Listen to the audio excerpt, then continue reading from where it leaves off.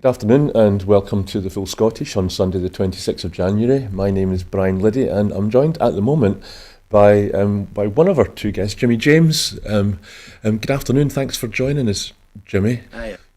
We're hoping that Ronnie Cowan, SNP MP for Inverclyde, or who was an SNP MP for Inverclyde until 2024, is going to be able to join us. And apologies for the late start, but we're having problems with some of the links that have been going out for the guests.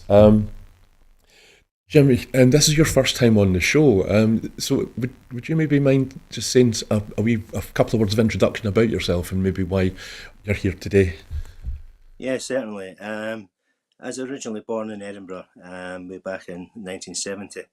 In the 90s, as a soldier in the British Army, I served in the Gulf War at a time of a new world order and all that. I got myself out of the British Army after the Gulf War, and the war in Bosnia had broke out, and the genocide in Bosnia had begun. I took myself to Bosnia as a volunteer and served in the Bosnian army and fought against the genocide in Bosnia. At one point, I ended up taking a film crew into East Mostar, and when I stayed on, I filmed the destruction of the old bridge in Mostar. I then went back and filmed about 60 hours of socio-historic film footage of the piece as it unravelled there. I recently got back in touch with the people in Mostar. We've shared the videos and everything, which was quite a healing process for us. And I've been recommended to speak to you today. Thank you for that, Jimmy. I think your expertise and your knowledge is going to be really useful in some of the items that we've got on. Hi there, can you hear me now? So that is our second guest, Ronnie Cowan. There we go. Good afternoon, Ronnie. Congratulations on finally managing to get through to us. It's good to have you. Thank you for asking me. So the technical problems I've been having these days, I don't use my laptop for much of this. It's more just typing up recipes and fun stuff. So I'm afraid my technology let me down at the last minute there. Oh, it's good to have you, though. Thank you. That's great. So I'll just move on then to today's Ukraine update, and today is the 1068th day of the war in Ukraine. The US has not stopped military aid to Ukraine after newly sworn-in US Secretary of State Marco Rubio announced he would pause foreign aid grants for 90 days. Ukrainian President Volodymyr Zelensky said on Saturday the Ukrainian leader did not clarify whether humanitarian aid had been paused. Ukraine relies on the US for 40% of its military needs. I am focused on military aid. It has not been stopped, thank God, he said at a press conference alongside Moldovan President Maya Sandu. President Zelensky said Ukraine was ready to offer coal to Moldova, which was gripped by an energy crisis after flows of Russian gas through Ukraine stopped in the new year. Moldova accuses Moscow of refusing to send gas by other routes. Russia's latest move has been to orchestrate an energy crisis, Sandu told reporters. The Moldovan president said energy prices had shot up in areas controlled by her government, and the situation was worse in the region held by pro-Russian separatists who relied on Russian energy and were subject to daily power cuts. US President Donald Trump could fulfill his promise to end the war in Ukraine, but only if he includes Kyiv in any talks, President Zelensky said yesterday. Zelensky also said the terms of any deal that might arise under Trump were still unclear and might not even be clear to Trump himself, because Russian President Vladimir Putin had no interest in ending the war. Putin said he is ready for negotiations on the war in Ukraine with Trump and suggested it would be a good idea for them to meet. President Zelensky said he hopes Europe and the United States would be involved in any talks about ending the war. He told reporters on Saturday that Ukraine also needed to be involved in any discussions on ending the war for such negotiations to have any meaningful impact. As for what the setup of the talks will be, I really hope Ukraine will be there. America, Europe and the Russians, Zelensky said, later clarifying that no framework had been established. Slovakian Prime Minister Robert Fico has rejected calls for his resignation after tens of thousands demonstrated against his government's policy shift closer to Russia. About 60,000 people protested in the capital, Bratislava, on Friday, and approximately 100,000 turned out for rallies in cities across the country, the largest demonstrations since Fico returned to power in 2023. 3 civilians were killed on Saturday in shelling in Russian-occupied area of Ukraine's Kherson region, Moscow's installed governor Vladimir Saldo said. He urged the residents of Oleski, which sits close to the front line in southern Ukraine, to stay in their homes or in bomb shelters. Russia attacked Ukraine with 2 missiles and 61 Shahed drones overnight on Saturday, officials said. Ukrainian air defences shot down both missiles and 46 drones. A statement from the Air Force said another 15 drones failed to reach targets due to Ukrainian countermeasures. Downed drones caused damage in the Kyiv, Cherkasy and Klementytsky regions. Russia also struck Ukraine's eastern Kharkiv region with drones causing casualties and damage, local authorities said yesterday. Jimmy, I hope you don't mind. I'm going to come to you first just because I think you've got stronger connections with that part of the world than we have. Is there anything in that Ukraine update that you'd like to highlight? Not really. The thing for me right from the beginning with Ukraine was that if Putin was intent on a full-scale invasion, he's not opened up other fronts. He's not opened up the Balkan front, which Dodic at the time wanted to do. He turned his back on him, and neither in the north. So whether that's down to Ukrainian resistance or it's because he didn't want to, I'm not quite sure. With President Trump coming to power and the negotiations starting, that's what I'll be keeping an eye on, is the Balkans, of course. Thank you, Jimmy. Ronnie, is there anything that you'd like to add? What can I say? The sadness of the situation. I remember when this latest insurgence was made into Ukraine. Obviously, Crimea had been annexed off before. But when this happened, I remember quite clearly been told by all the experts, this will last 2 weeks. Well, Russia's going to roll into Kiev. It's going to be over, and we'll have to take it from there. After that, it was a diplomatic exercise. And clearly, that's not happened.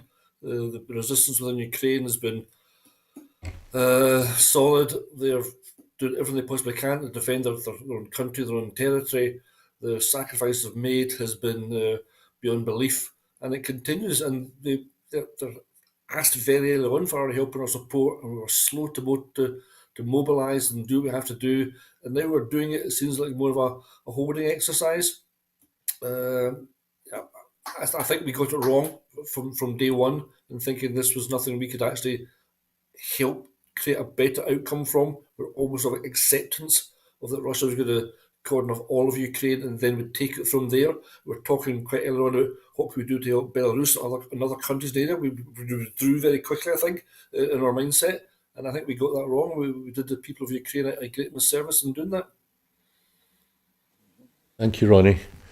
And maybe to make up a wee bit of time, we'll just go straight on to the update in the Middle East and Gaza.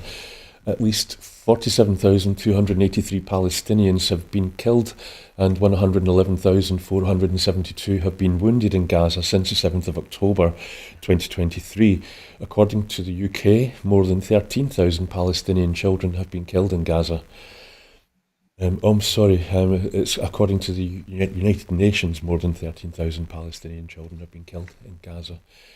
I'm just going to go on to, there were some headlines today because there's obviously the ceasefire is in place, so I just thought I'd catch up on some headlines before I came in today. Displaced Palestinians have been blocked from returning home as Trump suggests he's going to just clean out Gaza. He actually said you're talking about probably 1.5 million people, and we just clean out that whole thing and say, it's over. The return to northern Gaza was blocked for Palestinians as Israel delayed removing troops as they accused Hamas of not honouring the terms of the ceasefire deal, and apparently the dispute broke out when one Israeli citizen who was expected to be included in the hostage handover wasn't, but hostage handovers did happen. Trump has said that he wants the Middle East neighbours, Jordan and Egypt, to take more refugees.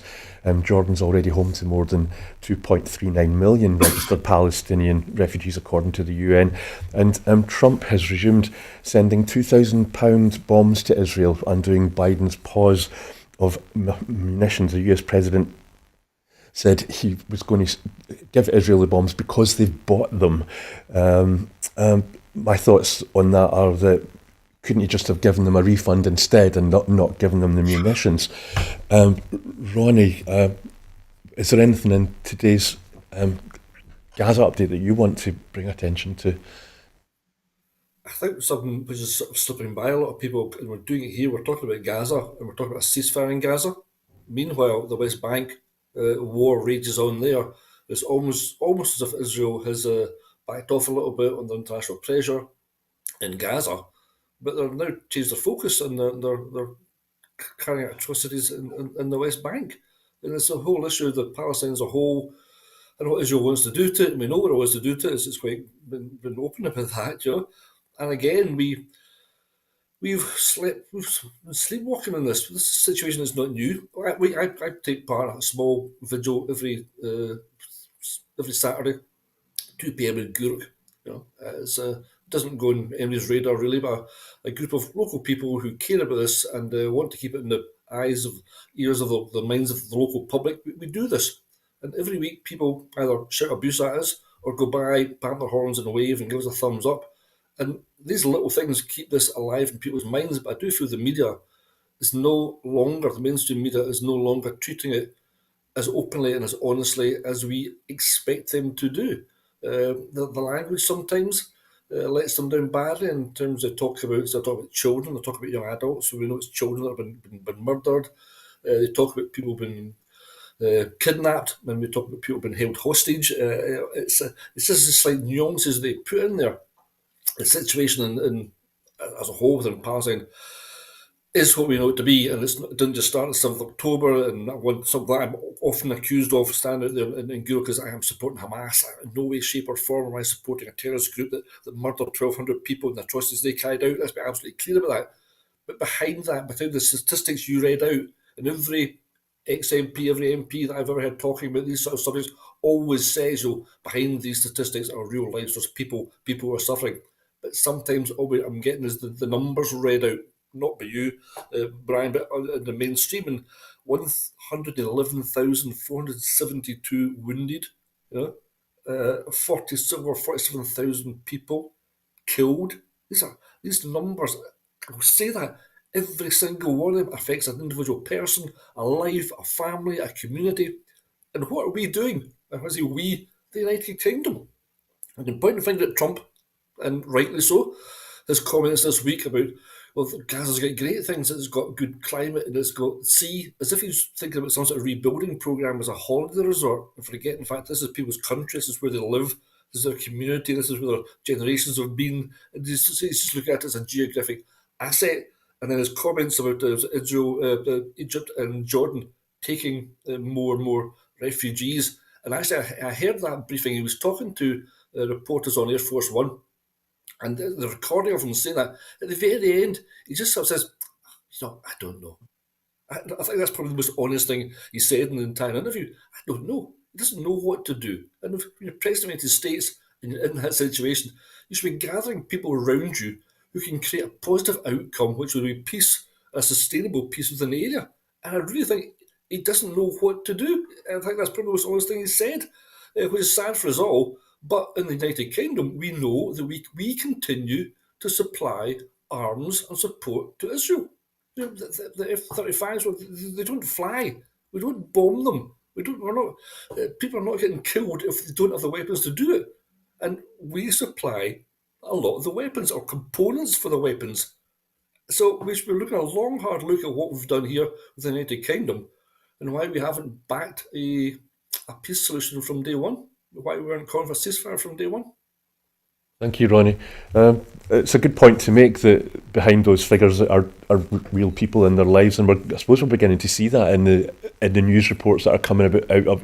You get to see the refugees being released by Israel, and then when they return to their home, and it's just rubble, and who knows about the reconstruction. Jimmy, yesterday was second hostage exchange, and we touched on it briefly that maybe quite go to plan. There's been a snag, and it's stalled a little bit. The plan was that there would be 33 hostages released in 3 phases. The first phase was to be the release of 33 Israeli hostages in return for Palestinians. In return for Palestinians, humanitarian access and a ceasefire over 6 weeks. That's the phase we're in just now. Second phase will be release of all remaining live hostages, the return of more Palestinians and a permanent ceasefire. And then the last phase is going to be the return of deceased hostages and blockades lifted. I suppose my question now is, what do you think are the chances that we're going to get to the end of phase 3 and see a 2-state solution? Well, there's always hope. Unfortunately, sometimes hope is all there is. You've got to question whether it was convenient for the snag, for Mr. Trump's view of displacement of 1.5 million people. Now, to put numbers behind people behind numbers, that's a quarter of the people who were killed in the Holocaust. The same number, 1.5 million, is a quarter of the people killed in Holocaust. They want to displace.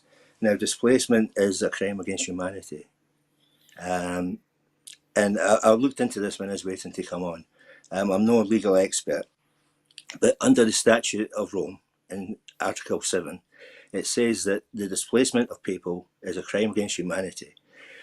Where I think Mr. Trump is very well advised is that it is considered a crime against humanity if it is committed within an attack on the population.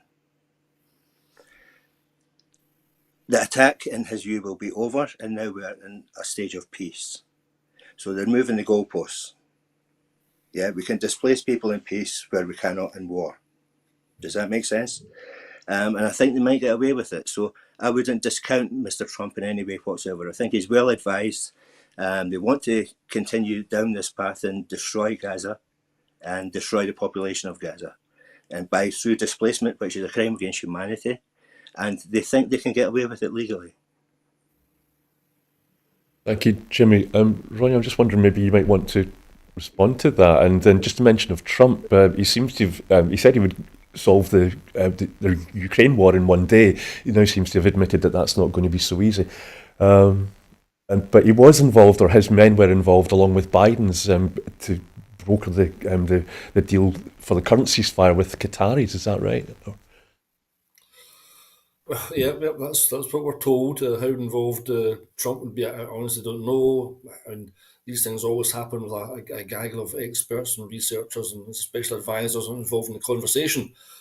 And quite often they are the people who should be heading up the elected members as a figurehead that takes the message from them to the media. You know, if he's doing it properly, there'll be teams of people, there'll be teams of experienced diplomats, or people experts in that area in the Middle East and surrounding areas who will be looking at this and trying to broker some sort of solution. But imagine being in that situation where you're sitting down with your counterparts and at the same time the bombing continues, the snipers continue. It's very hard to have an open and honest conversation and build any sort of trust. And I think when we see Trump making comments like, yeah, I'll create peace in day one, and stuff, the people, the experts behind the scenes, the faceless people that we don't see, they know he's talking nonsense. They know he's talking absolute rubbish. And sometimes these sort of statements, which are used for political gain, make it harder for the real peacekeepers in the background who are trying to achieve a better place, a better outcome for the people in Palestine, and get the hostages released that were snatched on the 7th of October as well. There's a time to say nothing and let people go on with doing their job unless you can improve the situation. And I don't think that's a lesson that Mr. Trump has learned. Thank you, Ronnie. So tomorrow is the 75th anniversary of the liberation of Auschwitz, and this year marks 30 years since the genocide in Srebrenica, and yet the ideologies used to permit discrimination and persecution of people because of their ethnicity, religion or other characteristics continue to find support in the world. Holocaust Memorial Day tomorrow. 6 million Jews, that's 2/3 of Europe's Jewish people. 5 million people of other minorities perished in the Holocaust as a result of the actions carried out by Nazi Germany. This year's commemoration is more significant perhaps as it marks 80 years since the liberation of the Nazi concentration and extermination camps and the conclusion of the Holocaust. 27th of January was designated International Day of Commemoration in memory of the victims of the Holocaust by the United Nations in 2005, but many countries, including Israel, have their own Holocaust Memorial Day. Jimmy, in our introduction there we mentioned Srebrenica. What's your thoughts on the upcoming Holocaust Memorial Day? It's a difficult one. Obviously, I don't accept the term never again because Srebrenica was one of the never agains that have happened. However, it doesn't mean we throw the baby out with the bathwater. And my question is, where do we go on Tuesday? The day after, if you like, and what can we do with this? I mean, it seems to me that genocide, the Holocaust, has now gone full circle, with the victims becoming perpetrators on some level, to some extent, within that community, which is a terrible thing. But where do we go with that? So, my idea is we go straight back to where we were 80 years ago, and we reaffirm our beliefs in human rights and that genocide should not be acceptable. And we build on that. For me, I've asked several people over the years, where do we intervene in between minor breaches of human rights and genocide? Yeah. Or, for example, harassment and abuse of women in peacetime and 40,000 women being raped in Bosnia. And the answer is, for me, although we can't deal with our enemies' behaviour, we can deal with our own. And what we can do now is reaffirm our beliefs in human rights and educate our own people so that our own boys don't become the rapists of Bosnia. Does that make sense? It's all we can do is work on ourselves. And this 80th anniversary, in light of what's been happening, is a time for reaffirmation of what come after the Holocaust in the first place. Thank you, Jimmy. Yes, that does make total sense. Very clearly put. Thank you. Ronnie, Jimmy said genocide is not acceptable, and his use of the word genocide in relation to the Holocaust Memorial Day, I couldn't help but thinking that there seems to be a certain amount of irony when you think about what happened during the Holocaust in Nazi Germany in the 1930s and what's happening in Israel and Gaza now. The word genocide has been used. Yes, October 7th attacks were brutal, and yes, Israel's got a right to defend itself. But when you look at the brutality that Israel's meting out to the Palestinians before the ceasefire, civilians, women, children, journalists, hospitals being bombed, can Israel not maybe see why people are criticising it? Well, I think Jimmy made the point there, said we have to look at our own actions, and absolutely.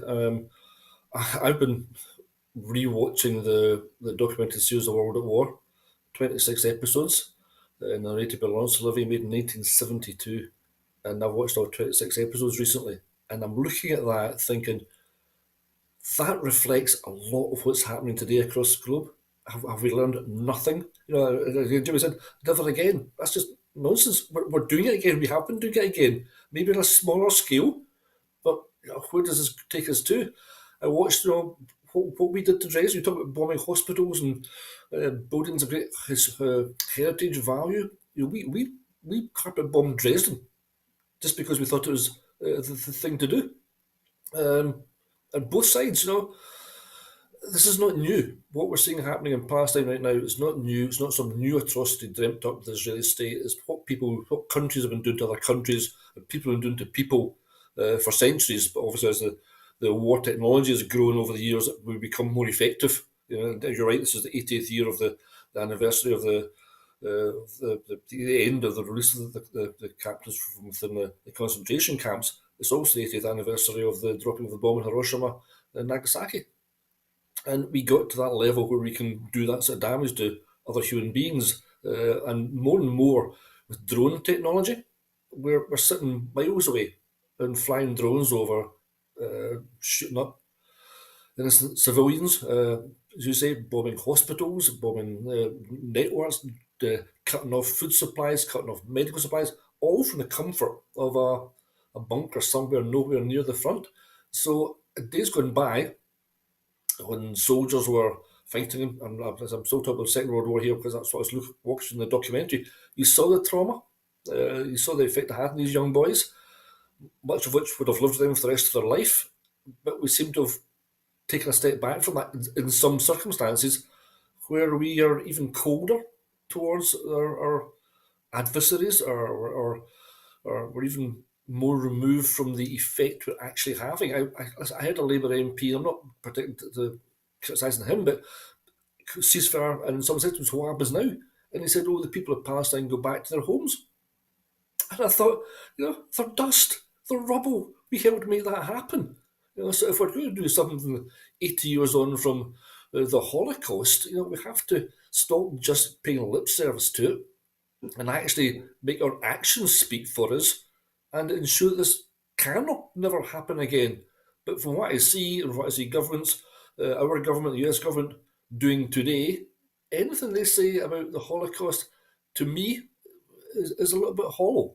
They haven't taken on that lesson, and just, and Israel is perpetrating the sort of crimes which the Jewish people suffered from in the Second World War, and they were horrific, and they were brutal, and they're uncalled for. And this is, I think, particularly gut wrenching because it's the state of Israel which has carried them out on other people now. And I'm not being critical of Israel as a country. We're very careful with our language here, and what we refer to as being a Holocaust. We have to be very careful with that as well. I understand that. But a distant relative of mine was in Belsen, and he ended the Second World War. He was 16 years of age. He come from being Jewish, Polish, and he walked out of Belsen, and when it was liberated, with one of his pals who'd both seen himself through the most horrific thing you could possibly imagine. He went to America, his pal went back to Poland and fell under the state of Russia. And I know that he would be looking at this thinking, what have we learned? What have we actually put into practice to make the world a better place, So great sadness, I think, but the Holocaust a little bit in how we use Remembrance Sunday. It should be used to remember the innocent victims. It should be used to remember the sacrifice that people made. And it should be used so world leaders can get together and say, we understand it, we see it, we're remembering it today, and we're trying to do whatever we can to make sure it does never happen again. But my heart is heavy this morning, and I'm looking at the world news. I don't know what they're doing. There still seems to be this need for land grabs and more power and access to oil lines, and Trump was talking about the Pan going off course. Trump was talking about the Panama Canal and stuff like this. It's really worrying when they're making those strategic moves, because having watched this documentary, you see the formation of this, you see the subtlety behind what's actually happening, and then you see the war to try and achieve it. But the plan was about getting oil supplies at one point, and that was a key factor in the Second World War. Thank you, Ronnie. Jimmy, just briefly, before we leave this topic, Ronnie mentioned survivors of the Holocaust, and I think everybody would agree that they endured cruelty and loss at a scale that's really hard to imagine. But and with Memorial Day tomorrow, I mean, I'm sure there are going to be candles being lit in Israel to mark Holocaust Memorial Day. But do you think, will any Israeli or Jewish people be lighting a candle for some Palestinians as well? I think there certainly will, and it's very important to make that point, that what has happened has not happened by 100% of the people of Israel or Jewish religion. There'll be a lot of Jewish people who see what's happened to humanity.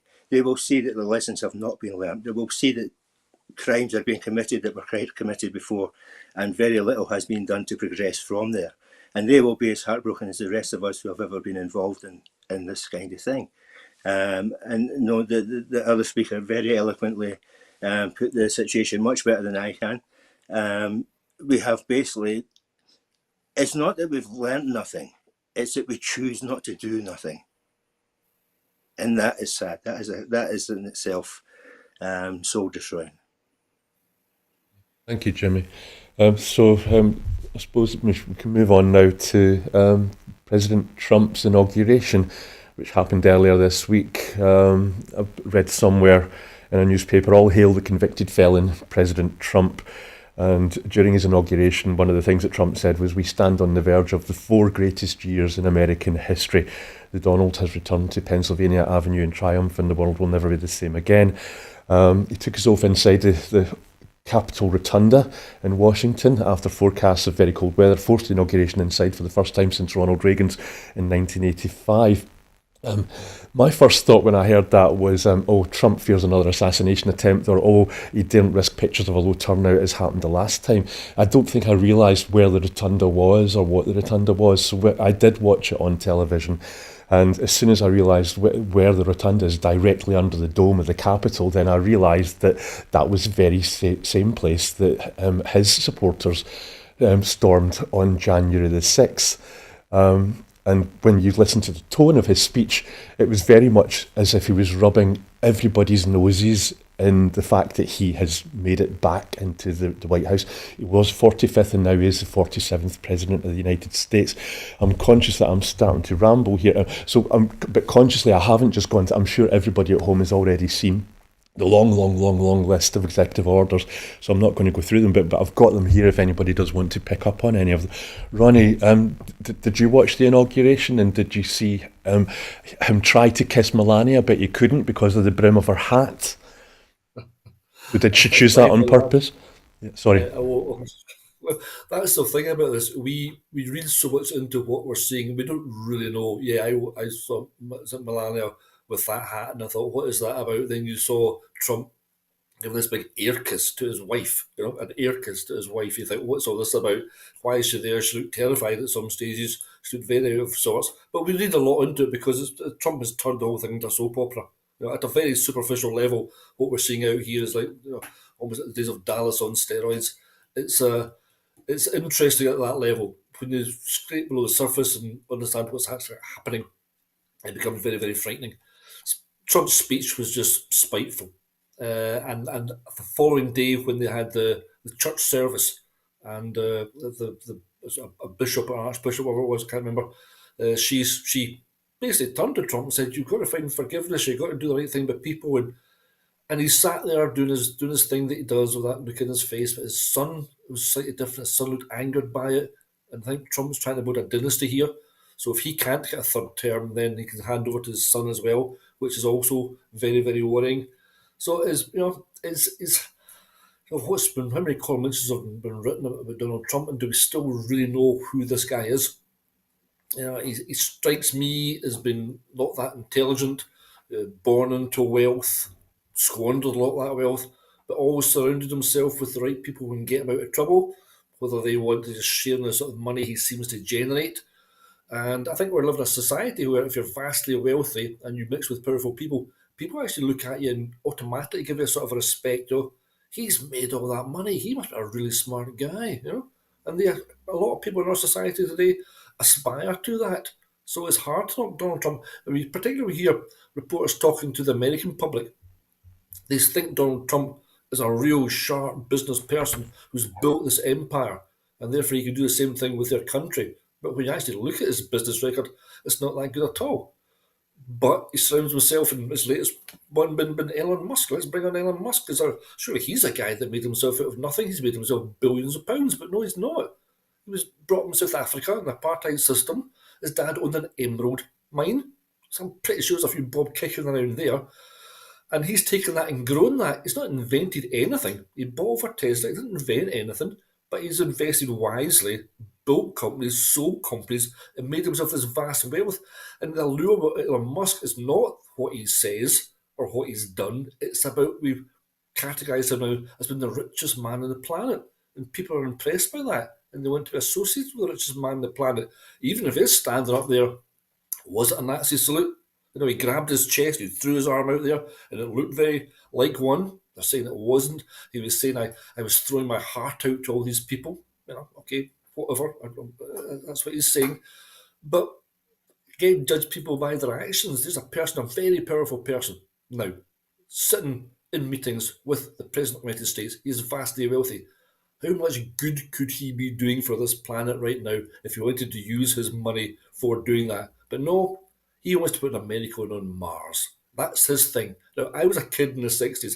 I grew up watching the Apollo space missions. I loved all that stuff. I could quote you all the Apollo missions, all the crews. I was glued into it. It was incredibly fascinating for me. But I was also with the background of the American Civil Rights Movement. We're trying to find we're fighting for the rights of primarily the that stage the black population of America. And I'm going on for a rant here. I was listening to the radio yesterday, day before, and Gil Scott Heron was singing his song "Whitey's on the Moon," and I thought it just summed up that time perfectly. There's people living in poverty, people living without hot water, people living without food, people living without medical supplies, and we're trying to put a man on the moon. And I feel what's going to happen in America now is that because the money talks, this whole big mission to Mars, which should be a wonderful scientific exploration, is going to become a way of America spending money while back in the grassroots of the country, there's still people living in poverty, still people living without medical supplies, still people living without hope. I think you're right, Ronnie. I think if there is a Mars mission, this time it's not going to be scientific; it's going to be commercial. Jimmy, I was listening to a podcast earlier this week about Trump's inauguration, and one of the people on the podcast said it was like the velociraptors have learned how to open doors. And I kind of thought my equivalent would be that it's like the Daleks have worked out how to use stairs. Is there anything? Did you manage to catch any of it, or what's your thoughts on his inauguration? I never watched the inauguration, actually. I turned over for Big Bang Theory, which I watch quite a lot. I find it more interesting. What can I say? The point about values is very important, and it brings something to mind I want to say, which is sort of related to the deportation of the people in Gaza as well. And I think it's right that values is a big part of the problem. So I want to speak about one of the most honourable men I have ever met in my life. And I'm not going to say her name. I've got a friend and she's in America. That's why I don't want to say her name. But her uncle is a Bosnian from Dubai. During the war, he was taken to a camp, tortured, beaten, the whole shebang that went on in Bosnia. Now, when the peace deal was brokered, he was given an option. Yeah, do you go to a safe area and perhaps go to America, live there? Or do you go back to your home in Dubai, which was still occupied by the Serb forces? So he did. He went back to his home in Dubai. His home had been totally flattened. All that was there was the foundations in the ground. So the first night he slept on the foundations. And the first morning after that, he laid the first brick. And since then, he's built his house, he's built his family, and he's lived in peace with his persecutors. He is the most honourable man I have ever met, and he doesn't have a penny to his name. So values are at the root of this, and I agree with the other commentator. Thank you. No, thank you, Jimmy. It's good to have that kind of contrast with the pomp and ceremony of the inauguration ceremony, and it looked to me that, again, watching it, people were crammed in there. You could see people were having to kind of like inch past people and just to avoid stepping on their toes or invading their personal space. But we probably do have time to maybe talk about a couple of the executive orders that Trump did bring in. I'd maybe like to bring up the January 6th pardons. It's interesting to note that some of Trump calls the people that were arrested after the January 6th coup, he calls them the hostages, but some of them have actually refused their pardon from Trump because they admit their guilt. The restoring names of Mount McKinley from its Native American name Denali, I think, is particularly interesting. And then Trump's wanting to take over Greenland from Denmark. Apparently, there was a phone call between Trump and the president of Denmark, which went badly, and was extremely angry. Ronnie, is there any of the executive orders that you maybe want to say something about in detail? Well, we know he's withdrawing from the World Health Organization. We know he's making America. Everything seems to be about, in his words, making America great, but also making America very insular. It's our way or the highway. It's, I mean, his statement he was to buy Greenland. It's just, I don't know, it's a despot. Greenland has obviously got value for America to take the country and use its resources. It's not thinking what we can do for the people, and it's to just treat Denmark, because Greenland is part of its empire, if you like. Uh, it just smacks of a lack of awareness, and I think that's something which we've all seen is prevalent in the behaviour of Donald Trump. I mean, I'm half joking and say, well, where's next? Where else is what other country can we think of in Northern Europe, which is strategically important? Maybe a small nation from 5 million people that you might like to use as a missile base. So I expect to be phoning John Sony next week and saying, can I buy Scotland? Because that would be useful to me as well. Thank you, Ronnie. Jimmy, I'm still intrigued by your use of your discussion about values, and Yes. I suppose we are still on Trump's inauguration. You might have been still listening to it before you switched channels to have caught there was a benediction given early on by a minister, but before the minister started the official benediction, he looked to President Biden, can talk about his values maybe in contrast to Trump's, and he said, "Oh, this is probably a really tough time for you," or words to that effect.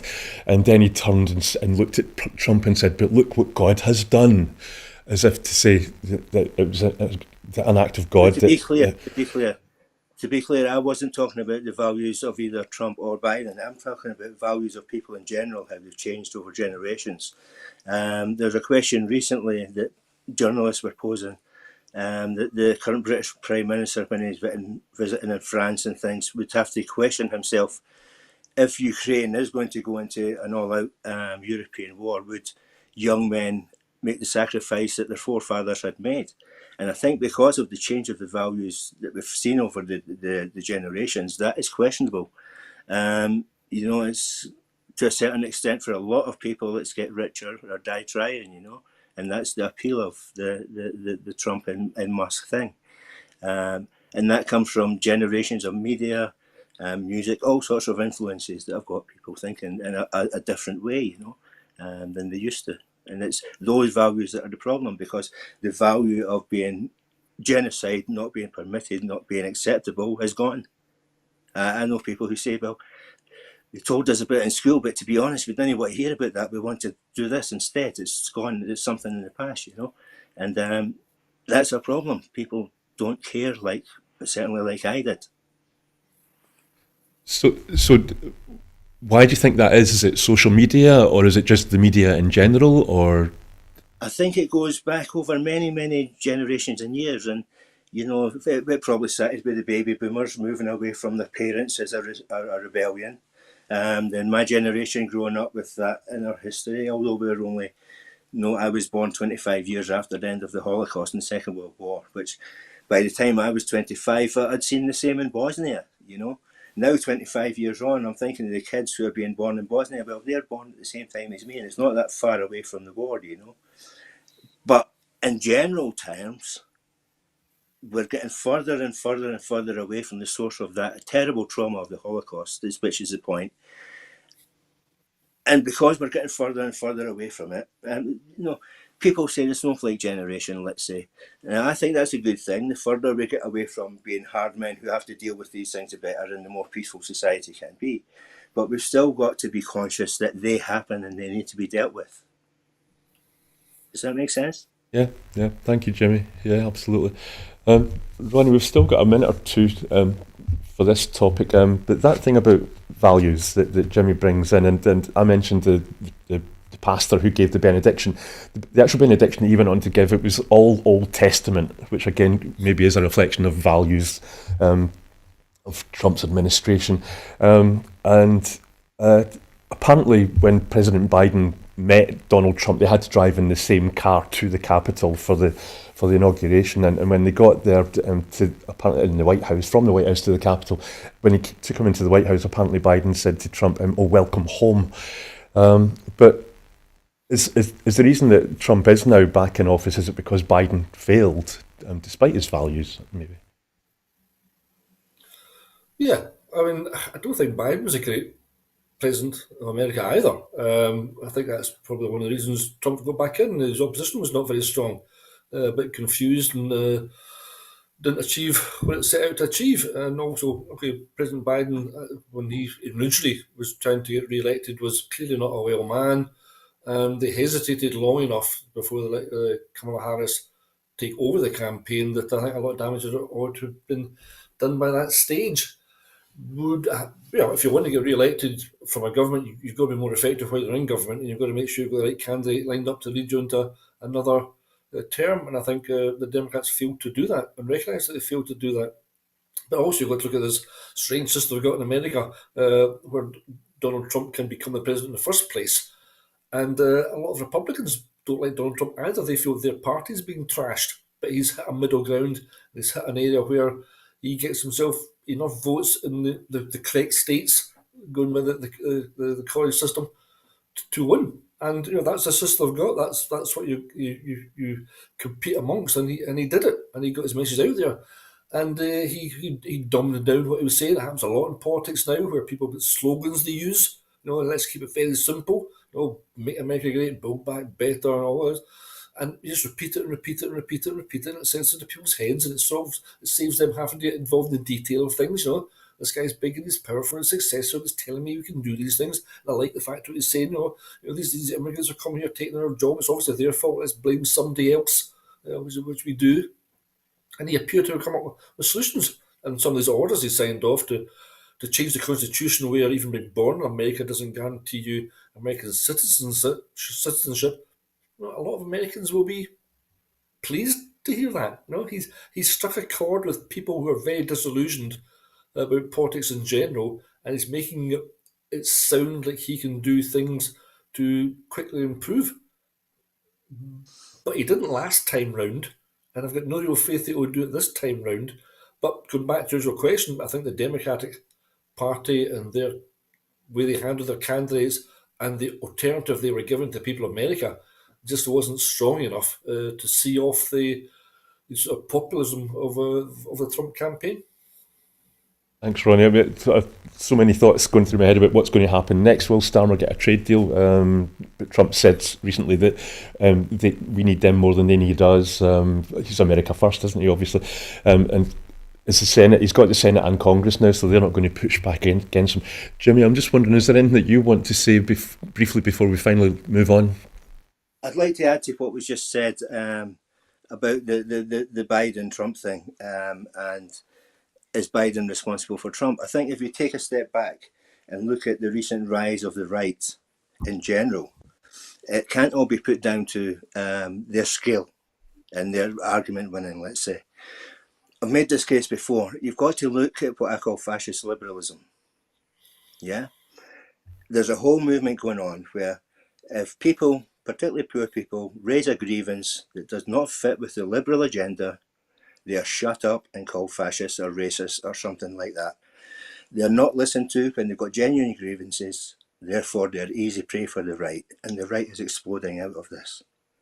So there is, on the ground level, just like you're talking about Biden and Trump, on the ground level it's happening, where people's genuine grievances are being ignored because they don't fit the narrative of the liberals, and therefore they're easy prey for the far right. And that's why the far right has grown, in my view. Which would explain why people voted for Trump despite knowing that he's a felon, and why Farage is doing well in the polls at the moment. He will listen. Yeah. Interesting. So but let's move on to the final item, Storm Eowyn. Storm Eowyn was one of the worst storms in living memory. It hit Scotland on Friday, but like many, I was sent home, but my work totally closed down for the day. But what makes extreme previous weather events different and from now is the frequency at which they occur. I think I'm right in saying that there was only one death in Scotland. Thankfully, I think there could have been many more. Sorry to hear about that one person, but Ronnie, is this just a big storm that just would have happened anyway, or is it climate change, global warming? Well, yeah, I get the premise of the question. We've had storms forever, and weather is a sort of common thing that we all talk about all the time because we all share it, we all experience it. So some have gone with each other, but the weather events which we're witnessing around the globe are becoming, or appears to me to be becoming more extreme and more frequent. And we have to ask ourselves the question: what is causing this? Yeah, I'm I'm sitting here in Europe Recruit, my window above my laptop here. I look straight up the Holy Loch, great view, and I sit and watch the weather coming and going. And it's fascinating. The classic four seasons in one day we get in Scotland. During the storm, I sat in my living room window and watched it, and it was ferocious. It was ferocious, and none of the ferries were going back and forward. There was no doubt in the streets. There was no traffic, and it takes on that sort of eeriness that you get in those situations. And I think those weather occurrences are becoming a little bit more sinister now. We see the damage has been done by the forest fires. We've seen this, what's happened in other countries, the same sort of thing, where extreme flooding has caused landslides. And yes, they've always happened, and it's part of nature. But we have undoubtedly contributed to the increase in the temperature of the planet, and that's going to change things.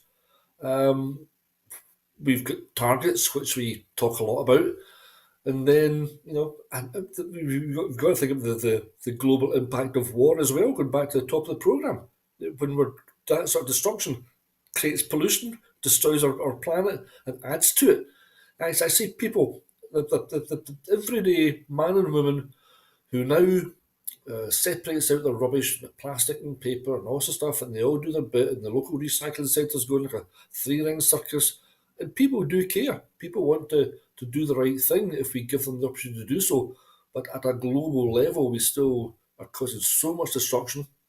And the idea we can buy carbon credits, I'm involved with the Friends of Clyde Muirfield Park, where we're reinstating a lot of peatland. But companies can continue to pollute as long as they buy carbon credits, and if at the end of the day they sort of neutralise what they're doing. Now, in one aspect, that helps pay for the registration and stuff like that in the first place. It's not something we're doing in Climate Insurance now, it's selling it.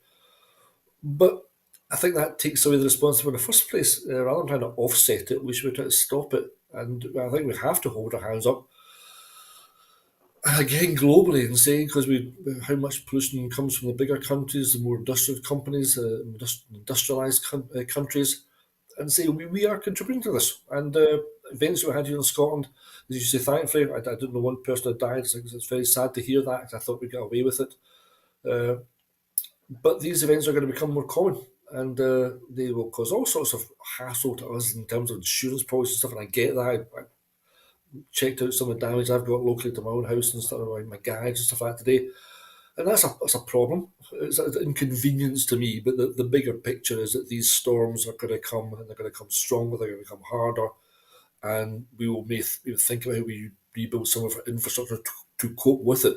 But we should be doing everything within our powers to get to the climate change targets that we talked about, and every country should be getting together to shoot it, because it is this one little blue planet that we live on. And we seem to forget that. Once we get above a certain level, there is no going back. That's the laws of science and nature. And if we heat up this planet to a certain level, then there's nothing we can do to turn that around and bring it back down again. And unfortunately, that appears to be the legacy that my generation is creating for our children and our grandchildren. Thank you, Ronnie. Yeah, as you said, I think the expression is there is no planet B, but then maybe that's where Musk's Martian episodes are going to come in. Jimmy, I took a walk to the Barras yesterday and cut through Glasgow Green. The Clyde was high. Trees had been snapped at the base. I wonder how bad does it have to get before people make a change. But what was your experience of Storm Eowyn? Luckily, I stayed indoors all day, so no personal effects on me. But in light of it, I've got first of all a science question and one a political comment. First, I accept fully that this, let's call it new weather, is a result of climate warming. My question to scientists is, will this weather escalate climate warming or reduce it, or will it be of no effect, if that makes sense? Politically, I think the current approach is an attempt to mitigate climate change without allowing for any negative economic consequence. Now, to me, that seems ridiculous. No, perhaps we should be saying we got so rich in the first place because we abused the environment. So therefore, if we want to repair the environment, we must accept we're going to be a little less rich, perhaps. Yep, thanks, Jimmy. And of course, then now Trump's expression is that he's going to drill, baby, drill, which then always reminds me of the expression "burn," that we're going to burn, baby, burn. But I suppose that's it for today's show. Thank you, Jimmy. Thank you, Ronnie, for giving up a sizable chunk of your weekends to join us here today. We really appreciate it. So that's it for this week's Full Scottish. But before we go, I just want to remind you that here at Broadcasting Scotland, we depend on the generosity of our supporters. That's yourselves. To everyone who has donated and to everyone who has signed up to make a regular monthly payment, we thank you very much. We did raise £20,000 from April to the end of 2024, but that was £16,000 short of our target of £36,000. So we've since borrowed 12,000, which means that we can now pay our bills and survive, but the pressure is still on, and we still need to find enough regular donors to give us that financial security that we lack. We face costs of about £4,000 every month, but we receive donations of £2,500, for which we're grateful, but we need more, and so if we're going to clear our debts, you know that our programmes will always be free to view, but if you can afford £5 a month, then please do consider becoming a Broadcasting Scotland supporter, or just donate whatever you can afford. But thank you for watching, and thank you again to our guests, to Jimmy James and to Ronnie Cowan. Hope you'll come back again, and thank you to you at home for watching. Goodbye.